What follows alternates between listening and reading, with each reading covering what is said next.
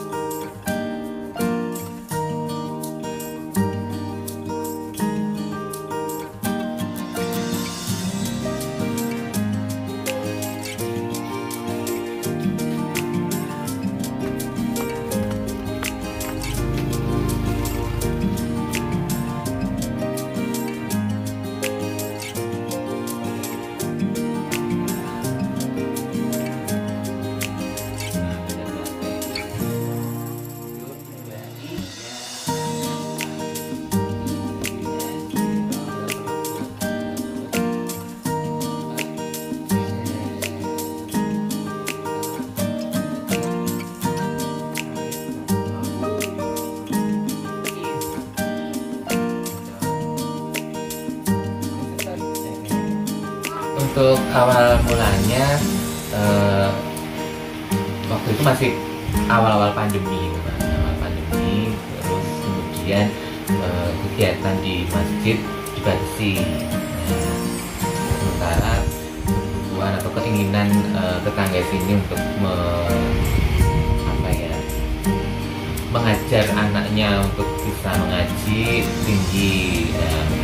Terus tetangga-tetangga sini pada bilang, kenapa lagi ini ajar sama Mbak Boli. Waktu itu ada yang dua sudah dewasa, satunya anak-anak.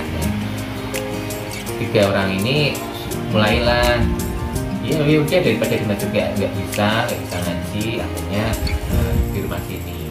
Dan itu sih jadi awal mulanya pas pandemi itu, ya selain membawa berkah, membawa hikmah. Jadi saya mulai ngajari ngaji. Itu anak-anak yang kesini itu memang orang tuanya nyuruh kesini atau bagaimana? Iya, awal mulanya dari orang tuanya dulu itu. Kalau mereka berpikir kalau masjid tidak buka waktu itu, waktu pandemi itu, anak-anak yang ngajarin siapa ya? Karena mereka pikir kan orang tua punya kesibukan sendiri. Nah, ketika saya pandemi dulu banyak nganggurnya daripada kerjanya, ya kenapa enggak ketika diminta untuk ngaji anak-anak mereka gitu. Itu berarti for free ya Mbak, masih gratis ya, nggak dibayar? Iya. Untuk sosial ya? Iya.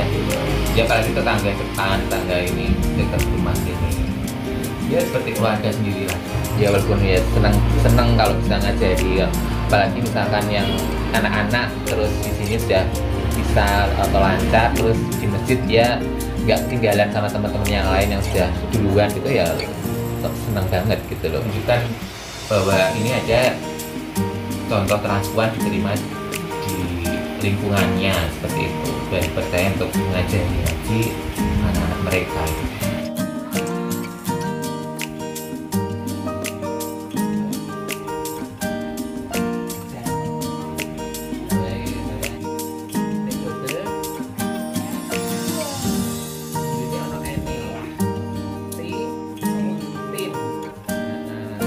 Tadi diajari apa aja?